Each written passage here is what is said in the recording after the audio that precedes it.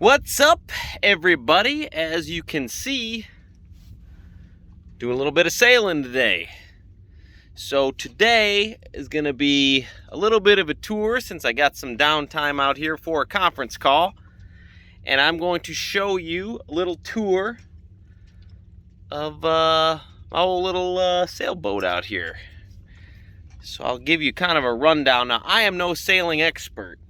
That you should know before any of this. I would say, a novice currently, and I've been sailing a couple years, so that puts me still in the novice category. I wouldn't quite claim even seasoned yet. There's a lot to learn, right? So let me take you on a little tour, kind of give you a little rundown of the sailboat. Sorry, we're zooming in and out. It's getting crazy. So first off, what we have is we have a tiller that I made. I made this out of some wood, some scrap wood. I had one on here before that got kind of rotten through some storms and rain and all that stuff, and it ended up falling apart. We were actually sailing and it just got all gummy and rubbery and disintegrated right on the rudder here. So there's that. Next I have a Yamaha outboard. It's just a 6 horsepower, just a little outboard that I've got on this transom out here, and that gets me in and out of the harbor decently. Trying not to pick up, we got some wind, so don't want to pick up too much speed right now. I'm just kind of cruising around. So we've got kind of the cockpit area here. Zoom out a little bit, kind of show you. I've got some cushions. Normally it's much cleaner than this. However, I have been sailing a ton lately and I have not had a chance to power wash it and clean it, and I've been kind of I've been on this thing quite a bit. One could say I've been kind of taking up partial residency on this boat. Anyways, this is the cockpit. It got all sorts of little cubby things. All the power hookup for the shore power is underneath here. I've got that little hole right there is the bilge pump. It just comes with a little rod that you can manually pump it, or you can use the little motor to pump it. It's up to you. I usually manually pump it just because it gives me something to do while I'm just getting the engine ready and idling and stuff before I take off. A little gas can. Like I said, we've been through a lot of storms and a lot of weather, so everything is kind of dirty. So don't judge it on this alone. It's actually usually pretty pristine, power washed, waxed and everything. But like I said, we've been having a hell of a time this year with it, and been doing a ton of sailing and storms. Right now, I've kind of got us angled off, so it's not gonna pick up too much wind, but got a Genoa up there, and I haven't even put the main up. It's sometimes it was just me out here. I just usually will go with the Genoa just to keep it simple, just so I don't have to do a whole lot of running around and pulling lines and clamping stuff off. So I just keep the Genoa up there, and it's cool. I've got the compass here. Gives us a heading. We're kind of right at that, headed to 270 there. And then up here is what's called a nautimeter. There's a little thing underneath the sailboat that measures your speed through the water. Oftentimes though, that gets kind of clogged up with weeds, and sometimes it will read nothing. Then, as you can see on the top deck there, plenty of room to hang out, lay out, whatever. Give us a quick little steer here so I can keep us going in the right direction.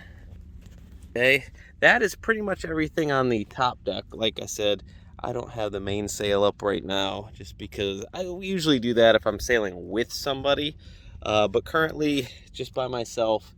It's just one of those things. I don't really need it. Give me some extra knots, but it ain't that serious.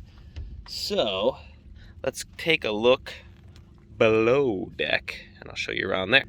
Okay, these are the stairs down into the cabin. again, excuse the mess. I've been doing a ton of hanging out. Everything's a little bit messy. There's the sink. I typically use the sink, honestly, to just keep stuff I don't want to lose from tilting around and stuff like that. But it's a fully functional sink. But like I said, right now, I just keep the stuff in there because when you're on a sailboat, you kind of like get tossed around a little bit here and there, and stuff rolls around, as you can see. Fire extinguishers, WD-40, wasp spray, bug spray. That home defense stuff works awesome for keeping this place clean with bugs. Again, I have not deep cleaned this in probably a couple of months because I have been on it constantly, and by the time I'm done sailing, I just want to go home. Here you go, my ever trusty from the video, Goal Zero. I keep that out here because I gotta charge anything, phones, laptops, whatnot. There's the go bag from another video. I keep all my sails, vacuums and stuff, like it says, jib, tarps, stuff like that. I actually keep that all under there. That's actually another sleeping area. Again, emergency radio, Goal Zero from the other one, from the other video as well. Some extra rope, extra lines, medical kit, kind of like a wet dry bag, keep all your stuff dry. Got a few of those hanging around. Got some nice little lightage up here, kind of gives it a cool vibe. Fan, which is definitely needed in the summertime. Speaker for some tunes. Keep my fishing box, tackle box, fishing rod. There's the door in case it gets crazy stormy and I gotta lock myself in here. Life jackets, like I said, fan, sunscreen, all that good stuff. Like I said, it's not too big, but you can get 3 adults to sleep in here pretty comfortably, especially actually 3, 4, 5, 6 adults. You can probably sleep pretty comfortably if you have like a sleeping bag, sleeping mat, that sort of thing. That's cool. Don't ask what that, it looks kind of suspicious, doesn't it, that stain? Actually, the old lady and my kid were on here and he spilled something, some sort of pouch he was drinking out of, and she said she was going to clean it, but she never did. And it's still there to this day. Like I said, it has not had a deep clean in a minute. Let's go on back. That folds down, that table right there, so you can actually sit and work. And I've done that many a time, sit on my laptop and work. Let's go back here. So we have, again, fishing pole, the head, which you just pump out, which is cool. And then you've got the bed up there, little shelf area. And it has a hatch there that you can get some airflow. And I keep extra life jackets, floating pads, stuff like that in there as well. So that, my friends, is the tour of the sailboat. The sailboat has a name. The name is, I didn't give it its name. This previous owner had its name. The guy was named Thane, who I bought it from. He had the name Hakuna Matata. It's not actually printed anywhere on this boat, so we just call it that. You know, obviously from the Lion King, I think it's Swahili for no worries. But yeah, he gave it that, but it's not written on anywhere on here, so we just keep it that name because I guess it's bad luck to rename a sailboat.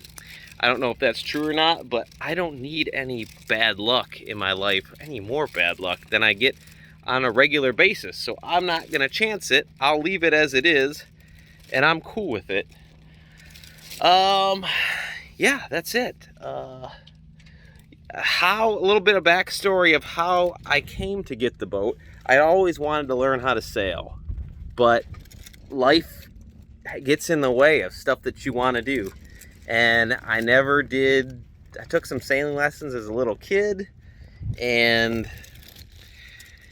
you know, I've always wanted to have a sailboat, and it just wasn't happening. And like most things in life, unless you just do it, nothing happens. It just never comes to fruition. You don't want to be one of those people who's laying in the hospital bed or in the nursing home one day and you look back and you're like, man, God, all that stuff I wanted to do, I never got a chance to do it.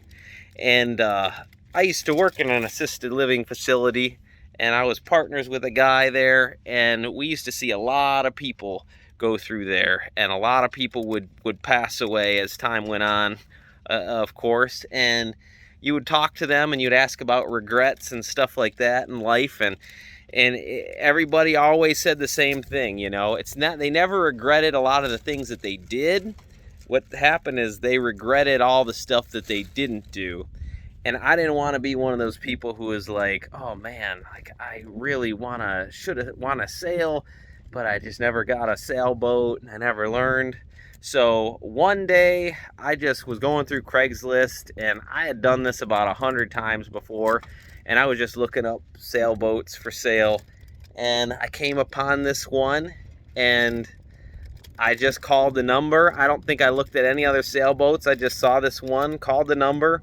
This guy Thane answered the phone, and he was like, "Oh, have you ever, how long you been sailing?" I'm like, "Never. I never sailed anything before. I took a lesson when I was like 10, and that was it."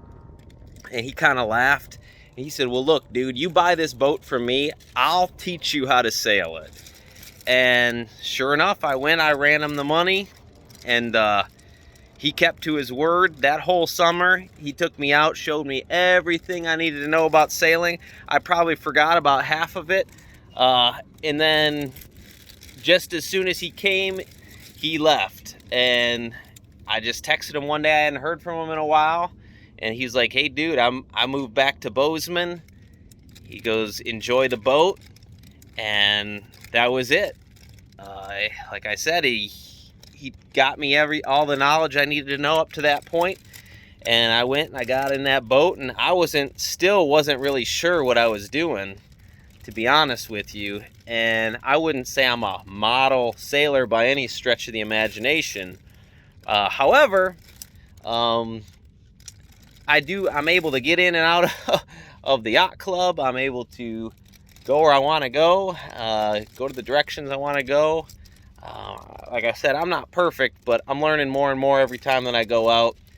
And I appreciate him for taking the time and showing me at least the basics.